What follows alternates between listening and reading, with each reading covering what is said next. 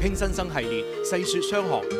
我知道 Ricky 咧曾經係得到美國政府嘅一啲資助啦，同埋投資者亦都要投入嘅。咁個過程係點樣？可唔可以講一講嘅？其實一開始咧就的而且確去揾投資者嗰陣咧就食過好多閉門羹嘅。咁其實最主要就係嗰個計劃書未得完善啦。一份商業計劃書咧，除咗介紹自己個技術之外咧，咁亦都有好多唔同嘅嘢係需要去介紹啦、去提及啦、去建議啦。咁係令到個投資者係滿意。咁所以呢個過程咁就唯有係自己不斷去學習啦。咁亦都係同好多唔同嘅人去傾啊。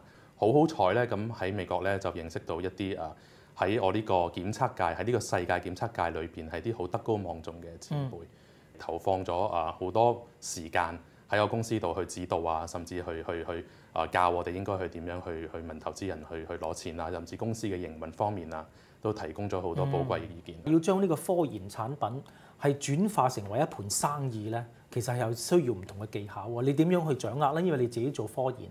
創業呢條路啦，非常之艱辛啦，同埋崎嶇啦。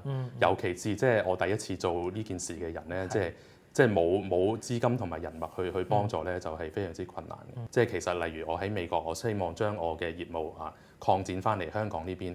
咁喺香港呢邊，佢好多例如喺稅務啊、知識產權啊、稅制啊上面唔同嘅嘢咧，都係同美國係好唔同嘅。咁亦都係好幸運地輾轉咧，咁加入咗香港廠商會啦。咁裏邊有好多唔同嘅專家咧，係提供咗好多寶貴嘅意見。咁同埋有樣嘢想講，即係最好重要就係家人啦，同埋身邊朋友嘅冇錯嘅支持啦，冇錯，即係體諒啊。嘅體諒啦，絕對係啦。即係例如啱啱開公司冇錢賺嗰陣，太太都冇怨言啦。要同你一齊捱先得。冇錯，絕對係。